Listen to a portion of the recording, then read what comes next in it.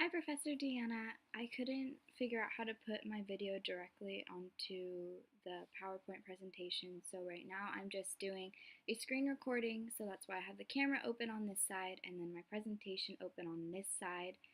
I can send you the presentation in a separate link in your email if you want to view it separately, and then also I just have like a few notes with me, which is the information I had already sent you earlier that I was responsible for.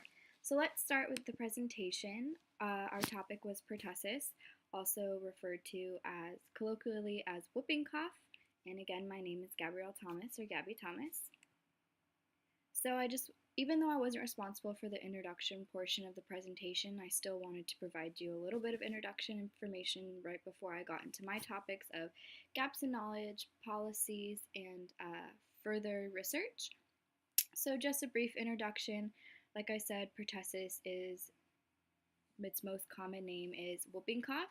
It's called whooping cough because with pertussis, um, you have very deep coughs, and between each cough, so you're trying to catch your breath.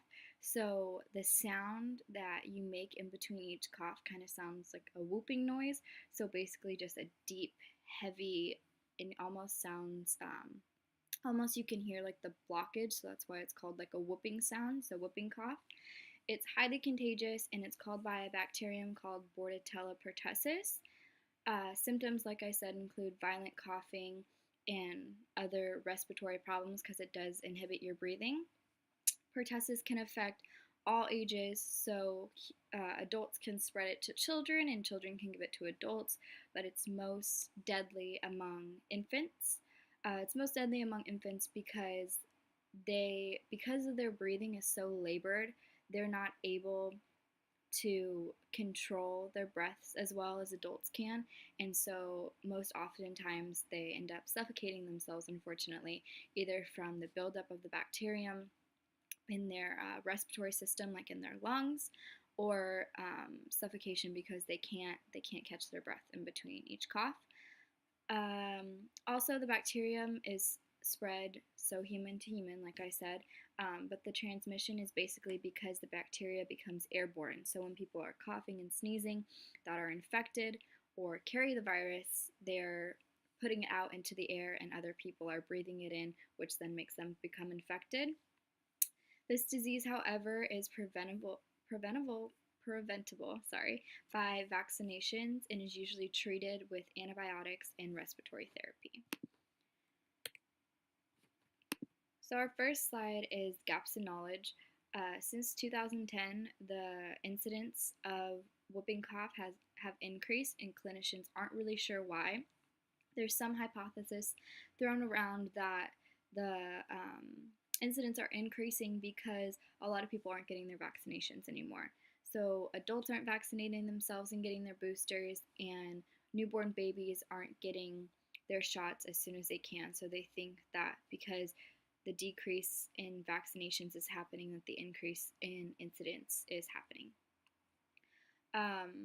Before the persistent push for vaccinations, there were over 8,000 deaths from whooping cough in infants every year. And another hypothesis that they have as to why the incidence is increasing is because clinicians are now more aware of the early signs and the early symptoms, and they do know that people can still be positive for the bacterium and be asymptomatic. So now they're diagnosing more cases. The testing process has improved, so they do a nasopharyngeal extraction of fluid. So basically, a device goes in through the nose and down through the pharynx, and they extract like mucus and like the thick mucus that is caused by the bacterium. They extract it and they test to see if it tests positive for the bacterium. And they can now do this in a more faster process, so they can diagnose more people in a shorter period of time. Next are the policies pertaining to the control of the transmission of pertussis. So in California, to go to public school, public daycare, that sort of basically to be basically to place your child in an environment with other children. We have to make sure that your child is safe, but also look out for the public health aspect for all the children. So in California, there's a bill called Bill 354, and it was enacted in 2010, and it states that all students entering grades 7 through 12 are required to show proof of immunization for pertussis, as well as their 2 boosters, I believe. I think it's 2. Correct me if I'm wrong, could be 1. Also in the state of California, infants and toddlers need to have proof of 5 doses of the pertussis vaccination to be able to go to school, unless otherwise excused from either religious beliefs or they have other underlying health conditions that prevent them from receiving the vaccination. And in my notes, I believe that the 5 doses can be initiated and should be initiated from 6 weeks to 2 months, 4 months, 6 months, 15 to 18 months, and then 4 to 6 years. So those are the 5 separate doses at 5 different ages that they should receive the vaccination. So for further research for the pertussis, a lot of the research is being directed into the vaccination itself. Because the vaccination has proved to be not that reliable, there's been a lot of cases of people that received all 5 doses and their boosters and still either give someone the pertussis bacterium or themselves become sick with pertussis and whooping cough. So the reliability is a huge aspect. Also, the vaccination has had some incidents where it's proven not to be safe for infants.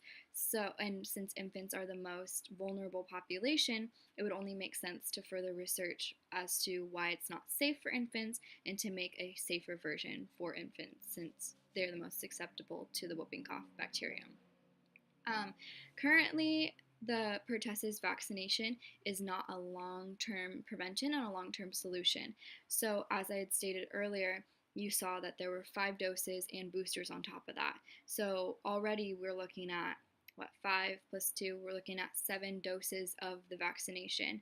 So if clinicians and scientists and pharmacologists can form a vaccination that is either a one-time thing or a 2-step thing, that would be a lot more reliable and a lot more beneficial than having to keep track of everyone making sure that they get all of those 7 doses.